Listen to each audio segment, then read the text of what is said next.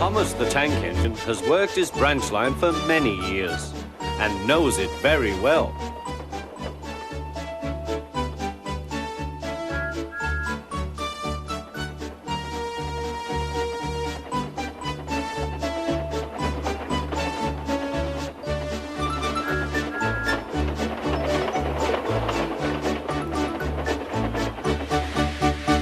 You know just where to stop, Thomas, laughed his driver. You could almost manage it without me. Thomas had become conceited. He didn't realize his driver was joking. Later, he boasted to the others. Driver says I don't need him now, he told the others. Don't be so daft, snorted Percy. I'd never go without my driver, said Toby earnestly. I'd be frightened. Huh, boasted Thomas. I'm not scared. You'd never dare. I would then. You'll see. The next morning, the firelighter came. Thomas drowsed comfortably as the warmth spread through his boiler. Percy and Toby were still asleep. Thomas suddenly remembered. Silly stick in the mud, he chuckled. I'll show them. Driver said I could manage without him. I'll just go out. Then I'll stop and wheesh. That'll make them jump. Thomas thought he was being clever.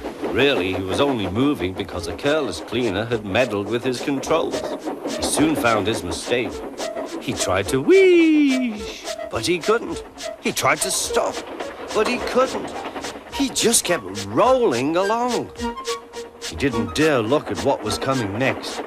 There was the station master's house. The station master was about to have breakfast. Horrors! Cried Thomas and shut his eyes. The house rocked. Broken glass tinkled. Plaster was everywhere. Thomas had collected a bush on his travels.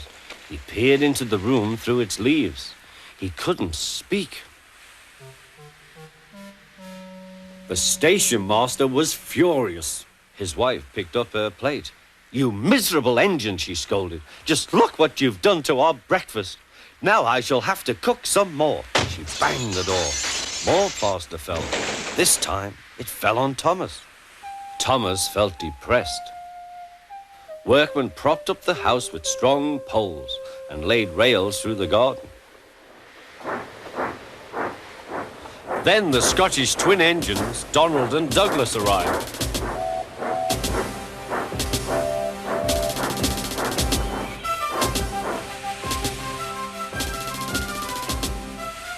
Don't fash yourself, Thomas. We'll soon have you back on the rails, they laughed.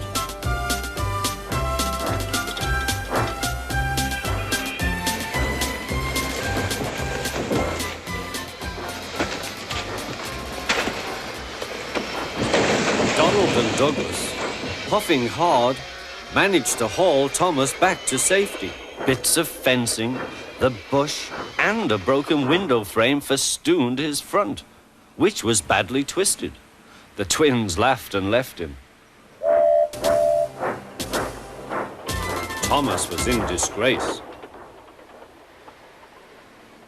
There was worse to come.